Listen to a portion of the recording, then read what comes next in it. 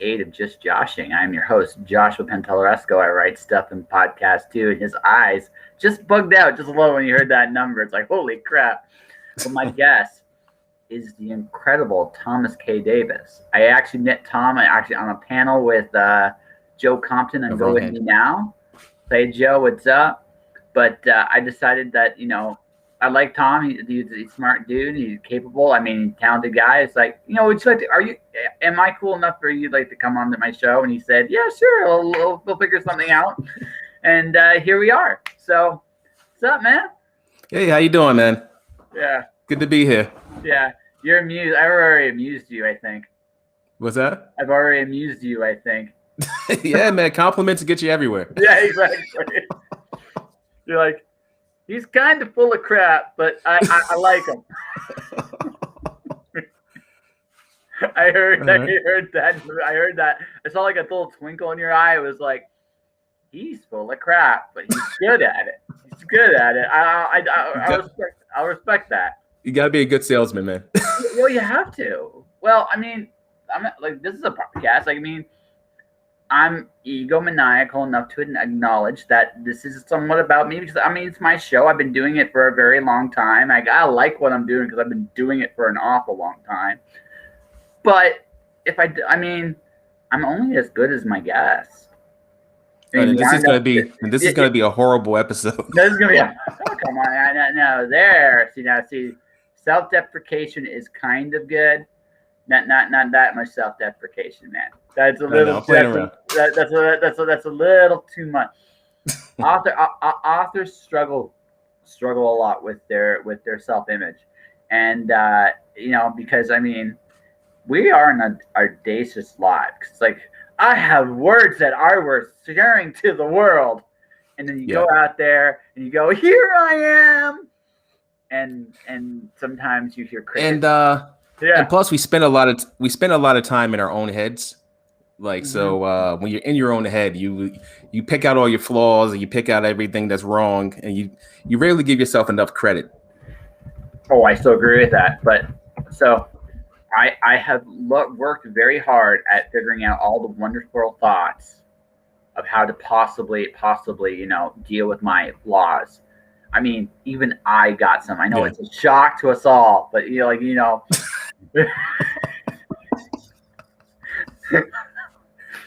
like I said, I warned you right before we started. I was in a really silly mood, and so I'm going to be a little silly. But I feel this is one's important for you. It's the fact of the matter. The fact of the matter is, writing honestly takes a lot. Actually, any form of art, any form of going out there and saying, "Here I am," no matter what it is, takes an incredible amount of guts. And I think actually the really cool thing about it is, all right, and honestly, there's only one of you, man.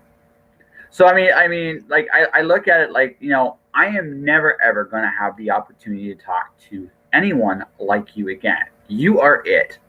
Now we may I'm not gonna die tomorrow, so no. I'll probably come back on the podcast at some point. This might not be our only chance to talk. Yeah. That's not what I'm saying. What I'm saying, but in a metaphysical sense, we're all different people at different times. So the next time you talk to me, I might be someone completely different. You might have blue hair. You might have no beard. You might say, "I'm 20 again." I'll be like, "Okay, cool, whatever." I mean, I might have an eye patch. Yeah. Listen, I'm cool with that. Just if you do if you can actually do pirate shanties on top of that, you'll have me at least pop. And it's like, okay, you know what? I don't know what just happened to this guy, but at least he's having fun, right? But no, it's what we bring to the table. Honestly, there's only one Thomas K. Davis, and no one's going to tell a story like you tell a story. And those flaws, those things you say that are those imperfections and all that stuff, I mean, that is your imposter having a conversation with you. Little secret, he's full of shit. I mean, he knows you well, but he's kind of like Jim Beam and Jack Daniels. They are like Jim Beam and Jack are friends that know you well, but you shouldn't trust them with anything to do with money. Like, just shouldn't do it. Bad things happen when you trust them with money. Your imposter is actually an eerily similar thing. right? If you trust them to make your decisions, you're not going to like where they take you. So, but those flaws are what makes your story so cool, because those perspectives, those areas where you want to change, well, those are your conflicts, your struggles, your areas of growth. So those are and that's the stuff that comes out in your story, because more than just being in your head, you're also in your heart. If you're really good Very at what true. you do, if you're really good at what you do, you've made peace with the, like, if you've not made peace, you're at least having conversations with this, and you might not always be telling you things you want to hear, but at least you're talking, and that's the stuff that translates the best on the page. At least that's what I found. What little I know about this, that's what I found. Yeah, in my first book, Versatile Layer, The Red Girl, I poured a lot of my own flaws into the main character, Jake Takeda.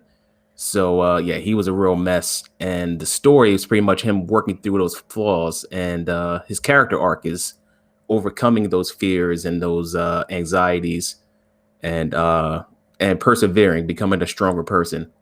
Like like one of the core, like the core of his character is his fear of death. So in the story, there's an easy escape from death. It's like this device that called a Navi, where in this, like, it's a futuristic society, right? So humans, they don't believe in God anymore, so they have this man-made heaven called Shangri-La. It's a server.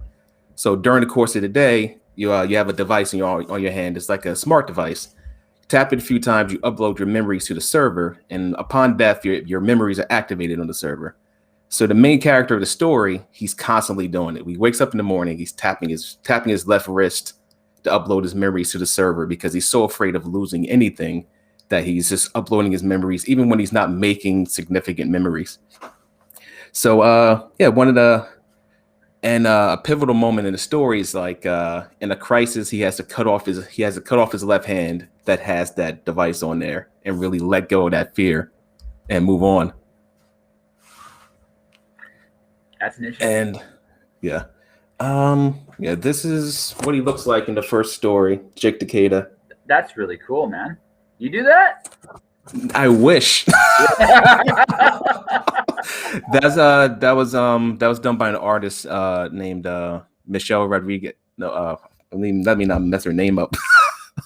I know mainly more about her Instagram, which is Maga-sama, and she does a lot of my artwork. She did my latest cover also for the Bloodless Revolution. Very, very cool. She's good. She's very good. I actually did this one myself for a book. I like the design. 7. Like the design is really neat. Yeah, I mean, the only thing I actually don't like about it, I think your logo could be better. That's just my opinion. The logo could be just a bit like which logo? The title? title? The War Chief title. Oh, for this one, yeah. Yeah. It's the only I really thing I don't like that cyberpunk type style, but I've been told that before, that well, it just doesn't those words are hard to read. Like the hands grab you because that's different. It looks different. It kind of feels different. So when I look at the title, like the War Chief title, it's like it doesn't quite fit. And I get maybe you're going for like a certain genre thing, and I get that, but I was going for like a tribal type thing for that. But I've been told before, like, this is the only book where I kept this font.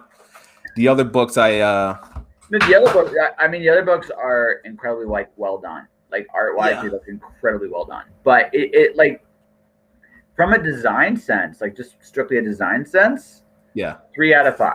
Like if that was popping a little bit more, I'd give you a higher rating. But that's fair. Yeah. Like I said, I'm honest with my critiques. I mean, I'll build you up too, but I mean, I'm just gonna be like, it's like, but that's my opinion. I mean, I'm just an asshole. What the hell do I know, right? I mean, you get right down to it. But you get great advice from assholes. Yeah, sometimes. I know when we actually talked, that's the part that really made you laugh was when I said that about myself about Facebook. Like, I'm just a dick. I'll leave a review, but well, I honestly feel. But I'm a big believer in, if I'm saying something to you, I'm saying it because I think you need to hear it. Now, maybe me telling you this you're not gonna like me that day, that week, that month, that year, that decade. Some people really do hold grudges, or maybe I really am that kind of asshole, right? But it's the only way you're gonna get better, right? If everything you do was lovely and possible and fluffy and stuff, I wouldn't buy it, and I don't think anybody else would either. It'd be like, I Yeah. know. Yeah, like if I didn't open myself up for criticism, then all of my books would have that font on there from that second book. Because I'm pretty much being stubborn, not removing it from that one book, but every other book has like a more reasonable font on there. But I'm just personally in love with it on that cover. So I was No, like, no, dude, it's your like I said, it's your book. yeah, I'm just the douchebag with the podcast, man. I'm not. I mean, I'd say like I have a big mouth, yeah, right? So it doesn't really matter what I say at the end of the day. What matters is that you're happy with the book you made. And like I said, I actually really do enjoy the hints. I think that's really cool. yeah. I really do think that's cool. I think that's it's a neat design. I'm actually going to be doing my own cover soon. I'm actually doing sequentials on the inside, and it absolutely terrifies me because All right. I'm not going to say I'm good at art, but I think I can tell the story with where I'm at in my art level right now. So it's like, okay, I'm going to try it. If the worst that can happen is it's a cool bit I'm not ready for, and then I can hire somebody good to do it if I really, really want to, or it's something I did that I'm really proud of. I think, hey, AF Stewart, hello. This is Thomas. He he has been laughing at me, making fun of myself pretty much the whole time we've been on the show, and I've amused him quite a bit. I think we're friends. I'm not sure yet, but I think we're friends. Or at We're least, getting there. yeah, we're getting there. Yeah. So, but the thing is, right? We all. Pardon me here. Ugh, almost sneezed. Almost sneezed again. Okay, sneeze or get off. Okay, no, done. It won't Well, sneeze. go for it. We're not in the same room. Yeah, no. It's all good. I wanted to sneeze and just said, nope. Like one of those like I'm going to torment you, but I'm not going to do it. So they'll come in and stand inconvenient. That's how it's going to work. But yeah, like I always want to get better with my work, and so like I'm terrified. Like this is gonna be like my first like baby. I feel my baby pictures towards like my master plan of actually getting into comics and writing kick-ass comics and taking over the world, because that is what one does when you do comics, or so I'm told. Yeah. So that's my plan. Eventually to get made into movies. Sometimes, yeah. I'll tell you my favorite comic. Do you want to know my favorite comic of all time? Honestly, 1,000 Steps to World Domination by Rob Osborne. It's a story about a guy making a career becoming a freelance writer and our cartoonist, and it's funny. All his stuff, like it's everything. Like we were talking about, like that, like imposter syndrome at the very beginning. His was the form of a monkey he drew that just said every nasty little thing he said. Right? He ended up like beating his monkey unconscious a few times. It was fun, right? But it's really the whole concept of 1,000 Steps to World Domination it's a story about a man pursuing his passion, and I love that story. And Rob is a great artist, but he's also a great storyteller. I wish he did more comics, but I'm happy he's happy with what he's doing now. So, what's he doing now? Fine art. He has some really cool fine art. He also does like art prints too. My house in Calgary had like it was a wall of Zen. It featured 2 of his pictures. Macho Man Randy Savage, his version, because who does not like the Macho Man? Right? Yeah, Macho Man's the shit, man. Yeah, and then also Pong and Invader Zim. If that's not a wall of Zen, I don't know what is. Yeah, I haven't seen Invader Zim in years. Yeah, But yeah, that shit was awesome though. that was an awesome. Well, I loved how bold it was because it would just.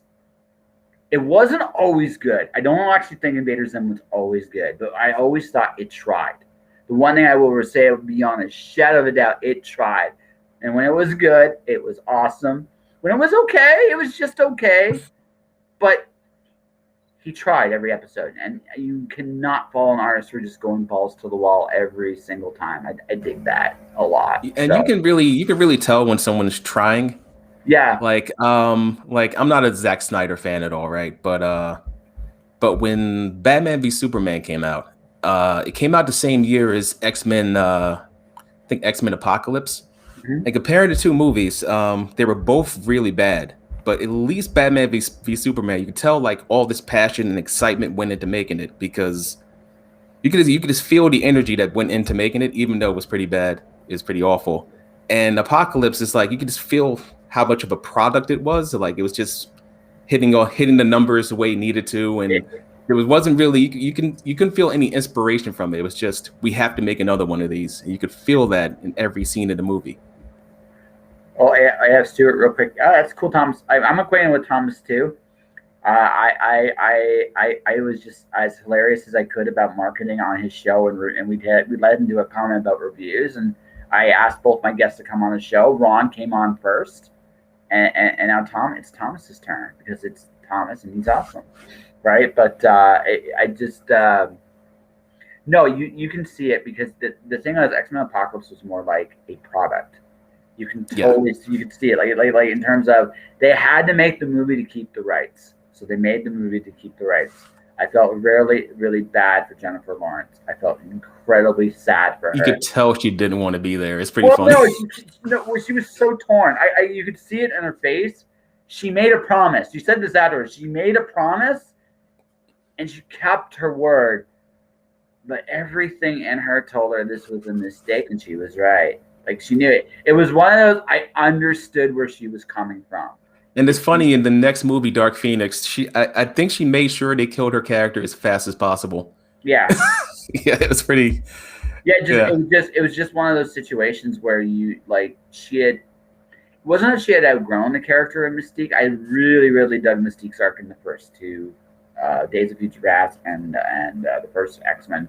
They're great evolutions of who she was. But once they got by that, they went nowhere with her. So like the next evolution was kind of finding her own path and doing something that's different from both Magneto and Professor X. Like she had the capacity, she understood in the movies both of them. yeah, Right? Yeah. but lack of a creative vision, she just ended up following them around. She's ended up following Professor X around and not really having much agency in the next few. Well, she Yeah. had agency, but she didn't have much of an arc. She didn't have a story really in the last two. Like Yeah, Apocalypse kind of being you could have got away with it with just Apocalypse if it was like, okay, he's this big threat and we gotta put our egos aside because he's just gonna kill us all if we don't. Okay, you can do that for one. Like you can do that for one. But at some point you gotta kinda come back to this somehow. yeah. Some way. And the weird thing about the X-Men movies is we always see Professor X and Xavier teaming up in like every movie. And what I would really would have liked to see was like just a movie where they went all out at each other, like they do in the comic books, or have him fight Magneto in the first movie, move on to another villain, then bring Magneto back later, rather than okay, we have another villain for you to fight, so Magneto has to team up so we can have him in the movie again, rather than just sitting him on the bench for now. Magneto's an interesting one with me because I'm not sure he's actually a villain. He's definitely a villain. It depends on which era of X-Men you go into, though. No, He's Magneto's a villain because he always goes too far. Like you'll like because almost, I yeah. read a lot of X-Men comics, and you it's like the beginning of an arc, you find yourself agreeing with Magneto a lot, but then he'll take it to a point where it's just all right, that was just flat out evil, or that was just irresponsible. You got all these people killed. So he's definitely he has because he's a good villain because he has good intentions, but he's so damaged. He always goes about it the wrong way. Yeah, I think. Well, so that would lead to this question: is that really a villain? Because I'm not. Look, I'm not saying he didn't do heinous things. I think we can Yeah, both agree. We're both agreeing with that. But this is a man that was damaged to such a point he can't trust anybody. I'm not sure that's necessarily someone that's a villain, but maybe a victim. And I've always kind of looked at him kind of like that in one sense, but because you can finish. Yeah, yeah, because he wanted to be an idealist like Charles was. So this is your argument for the villain. This is your argument for him, the villain, right here. yeah, He wanted to be Charles, but life wouldn't let him, and that is why he's resentful. That's the art that makes him the villain. If you really want to make him the villain, but the flip side to him is, right? Sometimes he's right. Sometimes he's absolutely completely right. He's actually yeah, and those are the best villains. The yeah, ones yeah, that are sometimes right. yeah, right. Like sometimes he's completely right, and he can go to places Charles can't, which is great. You need that. The flip side is this is where it gets tricky with the X-Men, because depending on what era of X-Men you read, Xavier does some horrible things too. Where you look at him and Yeah, you look at him and you're like, you ain't the saint. That like you're not really better than Magneto.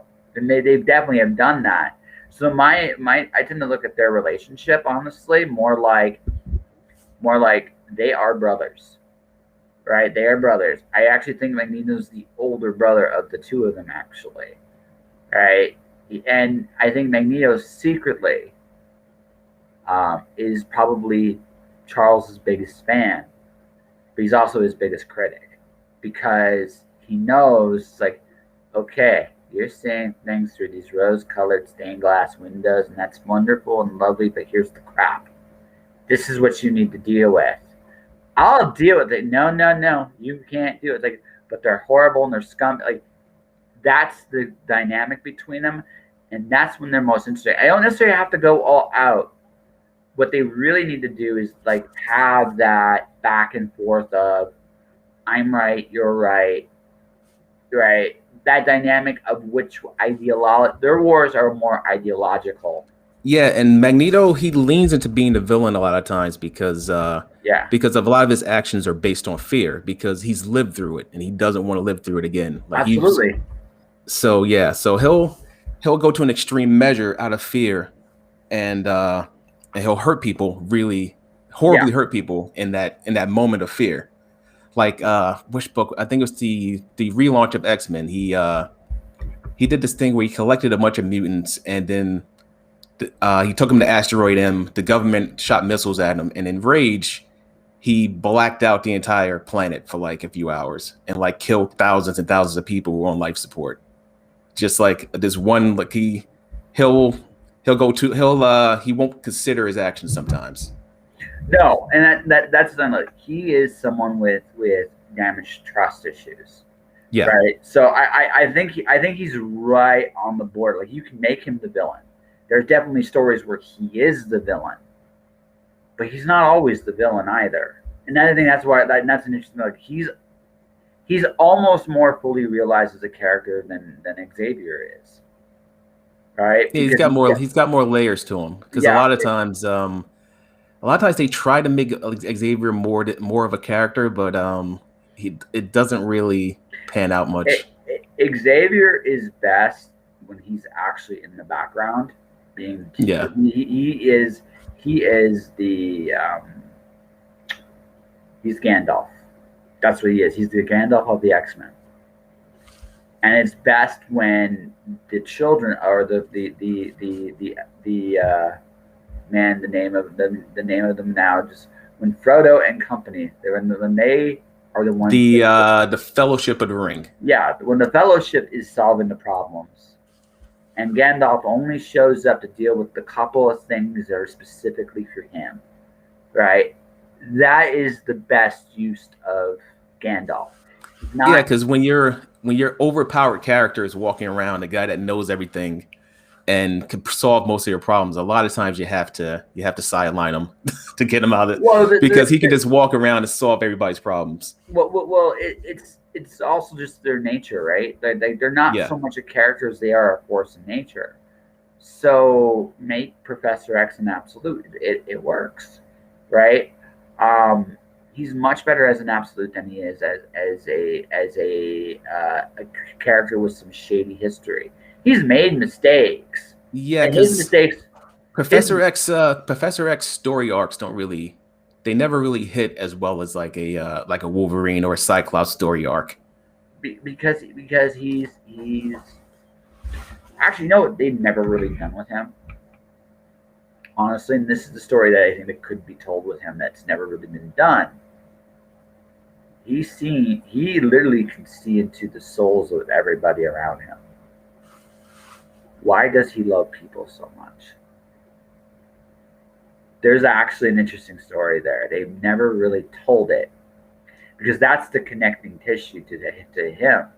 Because Magneto has seen like terrible things. So has Professor X. Professor X has seen incredibly terrible things too, but even worse, like he could literally walk by somebody and pick up a random thought of something you did that was horrible because it's always there. You never forget the horrible things you do, and he's got that. How does a guy like that find empathy for humanity? What is it about the human race that gives him that kind of empathy? Yeah, There's that a would be story. interesting. That's a story, right? That I don't think has actually really been told well, right? Because if you give him that, now he's a three-dimensional character. Even if he is still a goody, he could still be the lame-ass, corny dog, like aw shucks, dad joking Professor X. But he can be that. He can be lame. It's okay if he's lame. But what you don't really get with him is what he learned. How did he get to that point where he believed in a dream that was bigger than him? That he was able to actually look past all our flaws and see what we could become. That is actually a good story that has never really been told. Yeah, I would like to see a young Professor Xavier Yeah, story. yeah, that would be because that would add the layer. That would be the difference between him and Magneto, right? Magneto grew up in this harsh thing.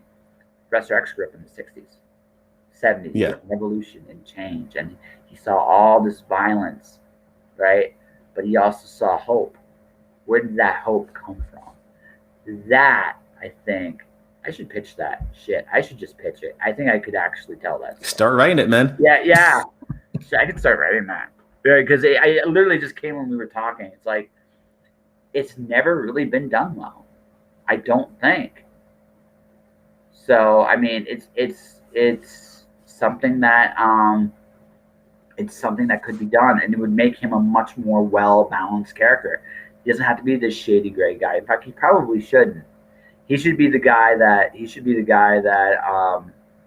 is genuinely a good person, whose only crime, ironically enough, is sometimes his dream gets in the way of him seeing things for what they really are. Yeah, he's naive at times. Yeah, that's okay. That's totally fair. I would rather that guy be a Professor X than the guy that sometimes is in the comics today. Yeah. Yeah. So I think I actually have a story there. Dang. Yeah, like it's all right for your characters to be goody two shoes sometimes, especially like I don't like when they take a character like Superman and make him dark, because he's so powerful that on some level, if he wasn't altruistic, then why would he wouldn't be Superman? It also just goes against his tone. Yeah. Like Superman's supposed to be fun. I mean, He's supposed to be fun and he's supposed to be really corny. He can be corny. He doesn't even have to be corny. I mean, he can be, but he doesn't have to be corny. Think about him, okay? He can fly. There's not much that boy can't do. Okay? Yeah. So what does he end up doing? See, go back to like the best Superman comics. He's having adventures with his buddies. That's what he's doing. He's helping Lois Lane scope out a story. He's got a crush. She's a crush on her as Clark, and she's got a crush on him as Superman. That's the classic stuff. Jimmy Olsen's turning into a monster every other week. It's silly, goofy stuff. He's got this bottled city where his relatives are. It's like 6 inches tall, right? I mean, and then he goes into outer space and he fights these aliens and demigods and monsters. And sometimes he's just fulfilling wishes for kids. I mean, he's supposed to be. He's supposed to be silly, good fun. That's what he is. Let him be silly, good fun. He doesn't have to be cool. In fact, maybe he shouldn't be.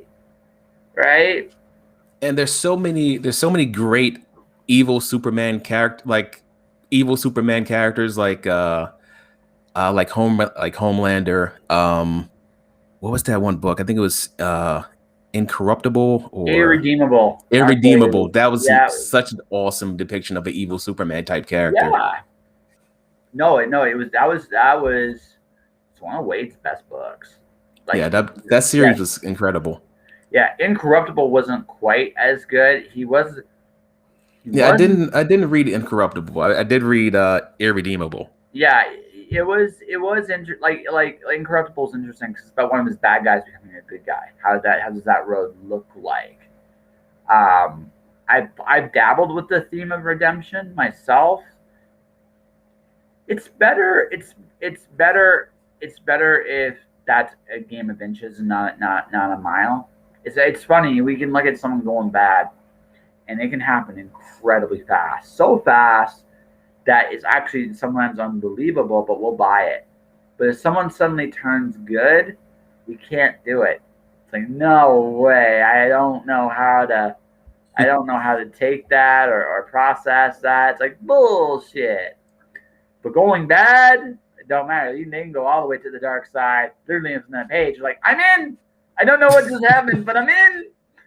And plus, with redemption stories, it's like, what are they redeeming themselves from? Like a lot of times, somebody would try to redeem a serial killer type character, which is like, all right, that's a bit too far. But if they've if they robbed, if they've hurt people, but haven't crossed the line, that's just like, okay, as an audience member, I can't forgive this person. Then redemption stories can really work in those cases. See, I'm playing with that. One of my novels I'm writing right now. My main character has done a lot of terrible things, but just hit that point where it's just so toxic for her soul that she had a long, quiet, like dark night of the soul. When she comes out of it, she's not exactly a good person, but she's definitely not who she was either. And so the journey with her begins with a code of honor. Because she can't internalize a conscience yet. She hasn't had one in so long she wouldn't know what that looks like. But she can follow rules on a page. Right? Get started. Keep it simple. Code of honor. It's the first building blocks to becoming a good person. Now that doesn't mean she's not gonna mess up from time to time. Right? She has problems. And sometimes they're gonna rear their ugly heads, and sometimes she isn't gonna win that battle. But I think just the fact that she's trying, I don't care how unforgivable her acts were prior to this. I tend to think there's a point where we all can become a different person, no matter what the world thinks or sees or believes. We can all do it. That doesn't mean we will, right? Change is hard. Right, and you don't usually go that way overnight. It's easier to let go than it is to build. That's just how it is, right? But I do think it can be done. And that works. Yeah, you're like, nope, unforgivable. I will not forgive. No, I mean, there's some things. It's like, has your character ever punted a baby? Like, it's the first page of the book, her in a football field punting a baby through the uprights. I thought I was a terrible person. Holy crap! Talking about punting babies on my show. I think that's a new one for me. That's just like a new one. Wow. You hit new lows. Yeah, We're that's having something, even if she did, that's not something you put in the book because you don't want your readers to have that image while she's trying to do good later on. Now I can't. Now I can't escape that image, bro. That's why we're gonna be with me for the rest of the night. What did you think about all night? Hunting babies. That son of a bitch. Yeah, I don't know why. that's a field goal. It really soared. 30-yard line. That was a good one. Oh God, you're terrible. You're terrible. Oh man. I don't know how we top that. I'm almost like, let's just go. No, Dug a hole for us. I don't know how we top that one. Man. Wow. I do feel we need to change the subject though. All right. Go ahead. Because that's wow. You're bad guys, man. They're like the worst combination of like George Jefferson and like, so is he like the boss from Dinosaurs? Do you remember the old Dinosaurs show? Oh yeah, the prehistoric Simpsons show. It's Yeah. basically the same exact show, but it's not the same exact show. well, very similar. But I used to watch Dinosaurs back in the day. That show is so ahead of its time, like on every freaking level. I mean, it's just like it was such a cold, hard commentary on just us in general. Like everything from how we would deal with if we discovered the world was round today to like it was just like till their extinction. I loved that the big company they worked for was We Say So Corporation. Not to turn heads here, but I mean, hi Amazon. I mean, Amazon could be the We Say So Corporation. I mean, it really could, and they're kind of halfway there. Yeah, and it's one of those shows where the dinosaur costumes were so detailed and so hard to make that you never saw like you never saw background characters really. Mm-hmm. Like when they made a costume, it's like, all right, this is a main character because we're not going to make a bunch of these just to have dinosaurs walking around in the background. That's right. Too much like work, and we don't want to work. We're a low budget kid show. Talking about like yeah, if they made that with CGI nowadays, they can probably really make it feel more alive. Because when you have a property like that where you're limited by the craft, CGI can really fill in the gaps and so you can make wide open scenes, like so the world really feels alive. Because we were kind of just going back and forth between the office, between the house. There weren't really that many sets in that show. No, there was like a half dozen altogether. Yeah. Right. There would be Nightfall. There would be the office. There would be the home. I think something in the woods or something. Yeah, the woods. There'd be a couple more. Like there would be a city like dwelling thing, but it really, the spirit of the show. That'd be a tricky show to write for. It's like how many stories can we tell in this kitchen? Well, actually, because because of the subject matter they often chose to go with. I think more of the challenge today is, could we make the audience critically think like that today? I mean, very quietly. I mean, it talked about the concept of war, what that was really like, and the impact it can have on somebody that gets involved in it for a long, long period of time. Yeah, they did that. They did that as a kids show. They talk about the effects of television on the brain. You can see it now every day when you go outside. It's like it right. There's literally a scene where the characters forget to breathe. They were so dumbed down by television, right? And it was like, and they showed the influence of how you can use the tool to build something or destroy something, right? And this is all in the background of the show, which is really about the family living life in this weird, like neo like fascist like world, right? Because a corporation, again, the name of the corporation was We Say So. They kind of ran things. So I mean, it was one of those. I don't know if today they could be that honest like they were back in the day about how some things were. It's like, but I mean, from a CGI point of view, it could be done. It could definitely done today.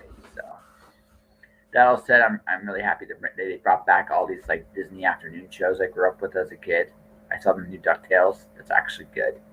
Oh, really? Yeah. I am at this point in my life. I am mature enough to actually to really enjoy my cartoons. I can appreciate all the inner workings of them. But I think for me, because use my imagination so much, I find when I also, just because as a general rule of thumb, even though Netflix and Amazon have definitely made things better, um, television shows, generally live action shows, you're not watching them because they have a great story. You're watching them because they kill an hour of your time.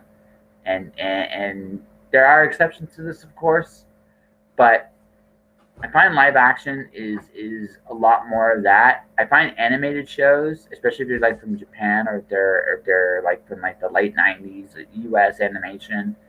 It's like you can watch really good shows and get lost in them.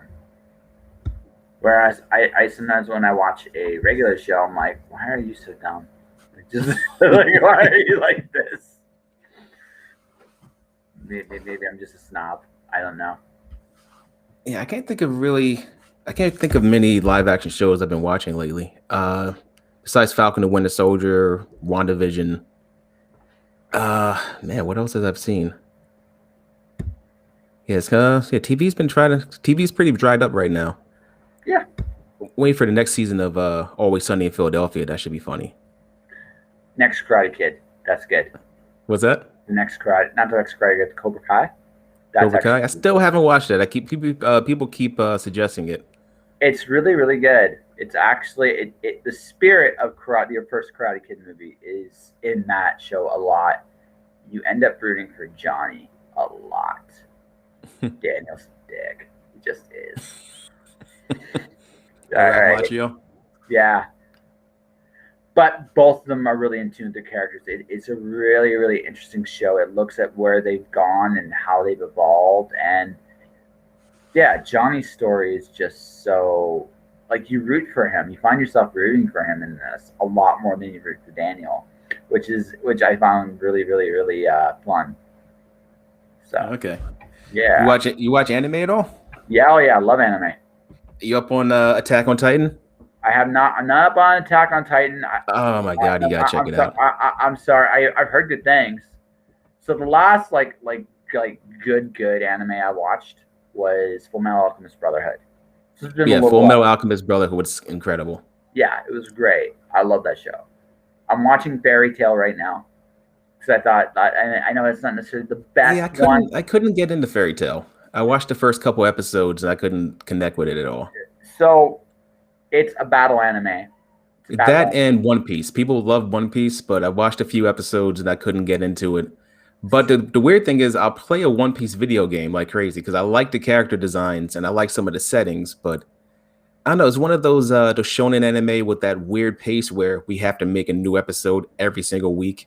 So during the course of the episode, we have to have the characters stare at each other and growl for like 5 minutes to fill that time. So like Dragon Ball Z back in the day. Yeah, no. Dragon Ball Z was the worst. It was the transformation stuff. Yeah, Goku would scream for 20 minutes straight. Yeah, I know. That would be the whole episode. That was, I mean, at 12 years old, and I was like, I should not be watching this. Even I knew at 12 years old this was garbage, right? Because I mean, if Power Rangers can do a giant like Megazord thing in like 5 minutes, why is he taking like why is he grunting and screaming like that? Bro, at 12 years old, I was like, can you believe he screamed the whole episode? I was so excited about that stupid shit at 12. No, for me, the turn-off point was when Frieza and him were destroyed the planet with 30 seconds left, and that went for 4 episodes. No, it went way. I think it went way longer than 4 episodes. No. Frieza's like, we got 5 minutes, and like 10 episodes go by. Yeah, I remember it was the last 30 seconds. I remember this. It was 4 episodes of the last 30 seconds. It was like, I don't know. This doesn't seem like this doesn't make sense to me anymore. So I bailed. Yeah, it's anime time. It's like we can have a whole conversation, and it's only like 5 seconds, even though. Well, so Fairy Tail, right? The one I like it descended from Dragon Ball Z for sure. There's no doubt about that. Yeah, Dragon Ball is like the grandfather of most of them, like the style wise. Yes, but incredibly compelling characters. right? And like especially like once Urza shows up in that series, the series gets a lot better, and it's a lot more. There's still like in the first season, there's always that find your voice first season for a show like this, but then it finds its voice, and it's really really really good, and all those characters have these in-depth, incredible backstories, and they all pay off in the series. And then more characters get added into the show, and it literally is like a family affair. Like by the time you get to like all the episodes, and I admit it's too long. The Dragon Slayer stuff is complete BS, much like the Dragon Ball stuff was complete BS. But the characters are incredibly compelling, and there's some incredibly like really really happy moments, and there are moments that will legitimately make you cry. And any show that can do that, right, is not bad. Doesn't mean it's the greatest thing ever, but that they make characters that you connect with on that level is so so good. Now, like I said, it's not the Alchemist Brotherhood. It's not Steins Gate. Steins Gate's a brilliant show. If you haven't seen that one, No, I haven't seen Steins Gate. If you ever get a chance, you gotta check out My Hero Academia I want to. because, like Brotherhood, it's done by the same studio, Studio Bones, and it's done like Brotherhood in a way where nobody's staring at each other and growling. Like events play out at a reasonable pace. Like a major fight that takes place is just one episode, rather than Dragon Ball Z where the Frieza Goku fight's like 36 episodes long. It's like everything gets straight to the point. The characters are great, and there's some really powerful moments in it. Gotta check it out. Go check it out. Let's see the other stuff I like. Kojia's Lelouch of the Rebellion. I enjoyed that very much, I especially still haven't seen that one either. the first season's amazing. The second season's okay. That's all I'm gonna say. Like it's not like especially the first half of the second season it's not that good. It's okay, but it's very much feels like a replay of season one. The second half of season two though is really good. It result like everything that was building up for like the very beginning kind of comes to a very head. And I will say this for Lelouch, the main character, he takes you on a hell of a ride the whole way through the series. Yeah, I ran into like a major spoiler about that character because someone compared another character to him, like, hey, you pulled it. I don't know how to pronounce the guy's name. Deluge. Lelouch. Yeah, they said like he pulled a deluge, and they explained what that meant. I was like, okay, then you kind of spoiled the entire series for me by saying that. Yeah. Oh, you know what happens to Lelouch at the end of the series? I don't know exactly what happens, but I know the context of what he's about and why he's doing what he does. Kind of like I don't want to spoil it too bad for people No, who no, haven't watched it. it's been around for a few years. My rule is if it's not out this year, you can spoil. So Like I heard he's being a bad guy for everybody else. Like he's being the bad guy on purpose. Maybe I heard that wrong. you did a little bit. Yeah. I'll give you this. This is the thing you have to understand about Lelouch. This is the thing you have to understand, and he's a liar. Yeah, like for everything else he is, he's a liar. The question what makes him so compelling is why. Right? That's what makes him such a compelling character. Like I watched. I liked Lelouch. I hated Light. Like Death Note, I hated Light. Light was fun for about 10 episodes, and then we start getting into the back half of Death Note, especially after he takes out L. It really drags. Yeah, no, because there's nowhere else for them to go after he beats L. The only thing left for him is to get caught, and you can only drag that out for so long. And they really drag it out. Isn't it like 40 episodes? The whole series, yes. The first season with L is like 22, 23 episodes. Like most of it's season one. But the thing is, like the really compelling stuff with him and L was literally up until like the point where he fools L, like he wipes his own memory. It's the most brilliant thing he does the whole series. Right? No, the most brilliant thing he did was the way he bit that potato chip. That's the most well directed, like one of the most well That was directed so scenes. awesome. No, but it's one of the most well directed scenes in all of anime. I mean, it's boring as fuck what he was doing.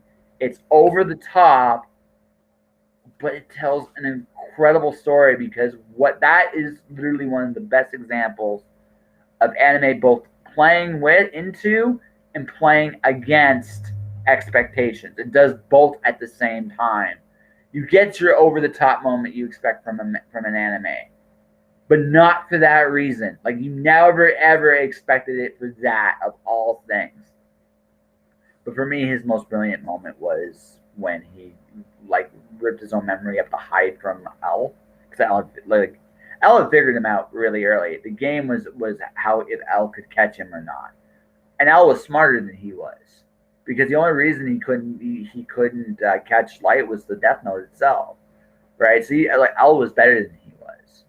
So I think the idea behind season 2, I think the idea behind that was Light was supposed to be smarter than the successors, right? He's now Yeah. being right. That was the idea, but it didn't work as well. It just it lost something when Light wasn't being chased by Al, but also Light's just unlikable.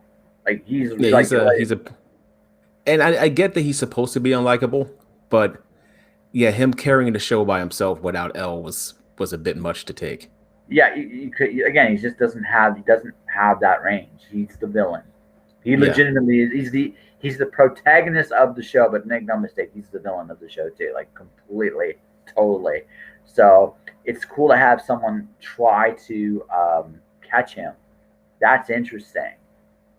But at the same time, like the payoff is him getting caught, and I really wanted Dell to catch him.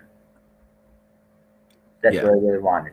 Even if um, White still killed him, I really wanted Dell to catch and figure it out, like to actually know for sure, because Yeah, that would because have been the way they introduced us to the story and L, like we really formed a connection with L. All his weird little idiosyncrasies and everything, and he was a very relatable character. And you're rooting for him to win. So when Light kills L off, it's like, oh man, like why am I still? but if L had figured it, like actually figured it out, there was a moment where they just both knew, and then Light kills him. I would have been okay with that payoff. I would have been okay with. But that's not what happened. L never knew, for sure. He guessed, but he never knew for sure, right? So it was one of those things where it's just like, yeah, I wanted him just to catch him once, just had him dead to rights, and even if he couldn't do anything with him, it's like when Wile E. Coyote caught the Roadrunner that one time, and he was this tiny little thing, and the Roadrunner was this giant thing. Yeah, it wasn't going to mean much in the grand scheme of things, but it was still cool to see Wiley finally catch the Roadrunner once. He did it, right? It was not fair, but you didn't expect it to be fair. The Roadrunner is probably the biggest dick in all of cartoondom, like honestly, right? But that didn't matter. It might go to Jerry because there's some episodes where Tom is minding his own business and Jerry would just screw with him. Yep. Like he's just trying to go out on a date and Jerry's just messing up. Yo, no, I'm thinking. No, it's the Roadrunner. I'll tell you why. This is why the Roadrunner is the biggest dick, because the Roadrunner was clearly faster than Coyote. So you go meet me and just blow him right by. Fine, cool, whatever. Coyote's like, well, I'm overmatched here, and then the Roadrunner would get behind the Coyote, go meet right into like a rock, a cliff, or something to that effect. And you looked at that and you were like, you're a nat. Like at first you're like, yeah, when you're a kid, when you're adult. But no, it's like you slow down just to fuck with him. Yeah. No, like seriously. Like I was looking at that, it's like, you're a dick. I want the Coyote to get you now because see, the Coyote fell victim to poor, like he fell for bad advertising. Acme has a great sales team. They certainly don't make great products. So because think of all the stuff that just never worked. Just the elaborate build, the setup, and the stuff just malfunctioned over and over and over again. And you're like, could And was the Coyote putting all that on his credit card, or did he have a job? well Like, the how did only he afford all this Acme stuff? well, that's the thing, right? There's that. So I always thought Acme was just cheap. That was the thing I had. Like that was my justification. They were the Walmart of death traps. Just they were available. They were cheap. You could like use them. Anyone could use them. Probably shouldn't use them, but you could, right? And Yeah, the dynamite's always gonna blow up in your face. yeah, yeah. But like I said, like Roadrunner's the biggest dick in all cartoons. Right. Everybody else they have flaws. Jerry was a dick. I'm not gonna lie, Jerry was a dick too. Right? So was Yogi Bear. So was Garfield. But the Roadrunner, man, the Roadrunner was like the evilest one of all because you wanted him to suffer. Yeah, and it was set up to where, like, okay, are you finally gonna catch him? Because it's a weird format for a property. It's like it's based on one course of action, kind of like it's one story over and over again. Like even with Bugs Bunny and Daffy Duck, that like there were different scenarios they would find themselves in from time to time. Where Roadrunner is the same scenario over and over again. So of course, it's like at some point, it's like, okay, when is he gonna catch him? Yeah, I mean, a broken clock is right twice a day, right? So I mean, at some point, he's got to catch him at some point, and that's why you tuned in to see it. But the Coyote was such a well-structured tragedy. Why mess with a good thing? Like, just why mess with a good thing?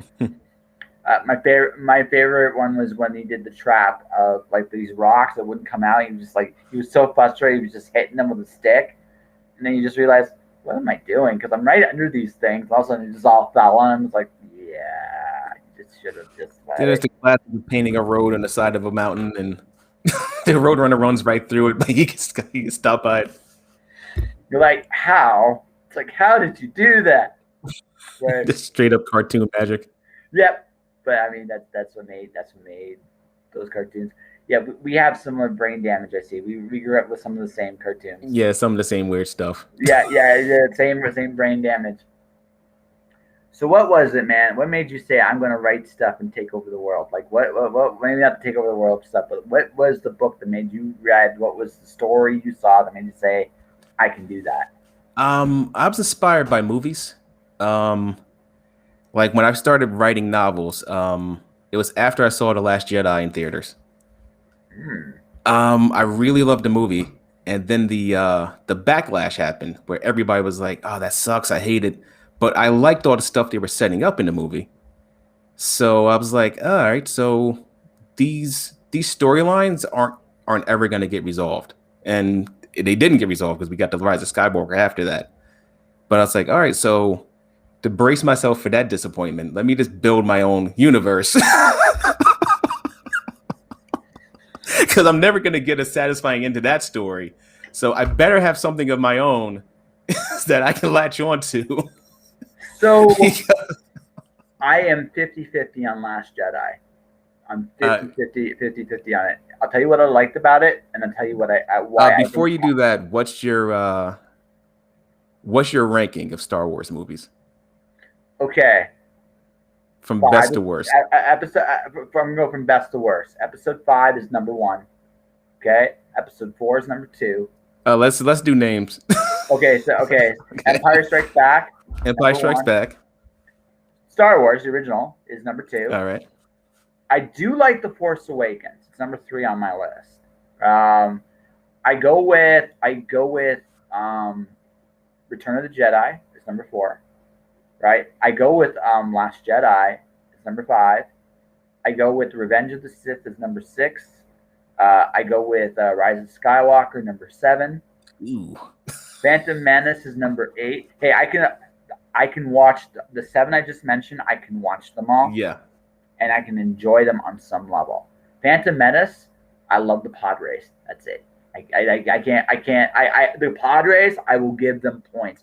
That was super The weird creative. thing in a Menace is I like most of the movie except for the third act because there's too much going on at the same time. I Like like when we get to the third act, I really just want to see the Darth Maul lightsaber battle. So when we get back to Naboo and after they line up to have the big battle, I normally turn the movie off and just watch the Darth Maul fight on YouTube at that point. no, the Darth Maul fight is the fight of that movie. Like it's great, Yeah. but And the so fact that they keep cutting away from it yeah, is heartbreaking because Attack of the Clones hurts me so bad to watch. oh yeah, that's a rough one. Yeah, that one, the dialogue kills me. It's not in the best way. It's like, oh, You know what? And it's funny because in my head, I could rewrite that movie in so many better ways. Like having Anakin and Padme like just hanging out in the booth for the whole movie, but for half the movie it was a bad idea because if it spotlights everything that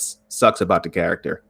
When really they should have never made it to Naboo and just have them go on an adventure where she can see how awesome that would have been where she can see how awesome he is. He's using his lightsaber, he's saving her life, they're fighting together, and build a connection that way rather than I don't like sand.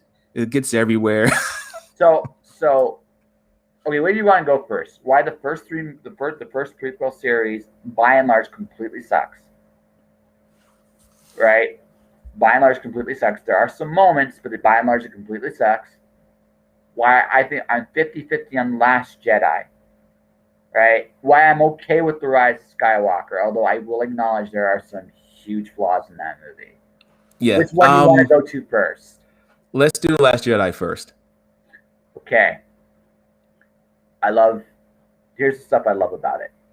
I love Luke Skywalker's ending. Ryan Johnson did a brilliant job of setting it up so well. When Luke goes, what do you expect me to do? Come out of nowhere and save the day with a lightsaber, which is exactly what he does. It is brilliant, right? The way they set that up at the very beginning. They take away that expectation, then they give it to you, and it's awesome. Snoke's death in the middle of the movie, I thought, was actually an ingenious move. Yeah. It took that scene. Ryan was smart enough to realize that scene had to happen. And when I sat down to watch the movie, like The Force Awakens was pretty much setting us up for a repeat of the original trilogy. It was a soft reboot. It was a soft reboot. Yeah. Yeah. So when I sat down for The Last Jedi, the opening crawl goes by, and I'm like, okay, this sounds like we're doing Empire Strikes Back right now. But I like these characters enough. Okay, so if we're just gonna do the OT, I like these new characters enough to just redo it with them. But then after that, once we get to Snoke dying, I was like, whoa, okay, we're doing something really different. Like, so that we're doing something really different here. That was, I thought, an incredibly creative choice for Snoke. So I like that. Where the movie fails is Rey, and it's not her fault.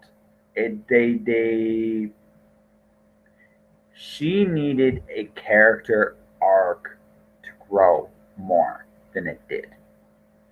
I thought the mistake they made in the second movie was she was a mystery in the first movie, a likable character but with a mystery.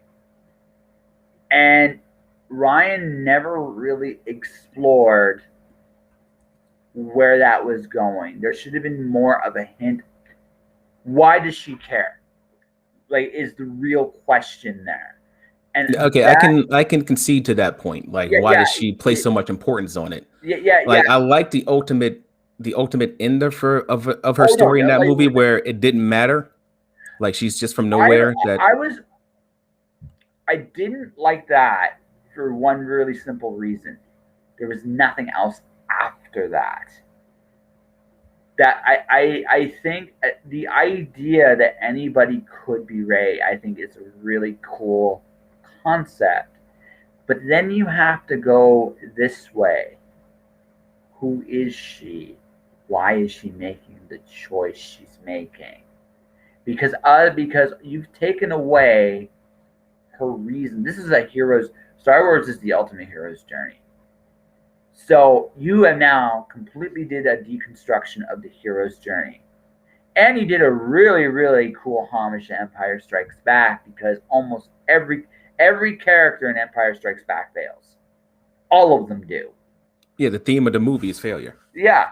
Same with Last Jedi. It's a big part of that theme. It's the same thing, but the reason Jedi like the Empire Strikes Back is better is you understand every character's motivation perfectly. You understand the conflict Luke has, figuring out who his father was, and it was so obvious, but it pays off so beautifully. Vader is now this, and they did a really good job in that movie. They remember that scene where they actually showed him getting the visor put on him in quarters. It added a humanity to him that you never would have expected from a character. There was a vulnerability to him that you Yeah, never realized. because back in 1980, we didn't know whether Vader was a freaking robot or not. Yeah, We yeah, didn't know exactly. what was under there. That's the first Added, time we actually see that he's a human underneath underneath the armor. not just that he was vulnerable. He did not expect them to come in at that moment. Yeah, Right. So it was really, it was an interesting look inside the character, and all these characters had these well defined where they were going. Right, regardless of like whether they succeeded or failed, you knew who they were and what they wanted and what they were after. So you go to Last Jedi. I don't know what Rey wants. I have an idea, but I really don't know. So what's her failure exactly? Kylo? Not really. It's not that interesting, right? But Kylo, his failures, yeah, he was to succumb to the dark side. He eventually kills Snoke to take his place, right? How he like his failures, his flaws are all there for you to see, and they're incredible. But they're also, he's defined a little bit. But Rey, the character this all hinges on, is not, and that's why the movie doesn't work. If that was better, if that had been done better in that movie, it would have worked. It would have worked perfectly. But the fact that they ended, you're nobody, and there's nothing for her to grab onto. There's no where do I go from here even. That was bad.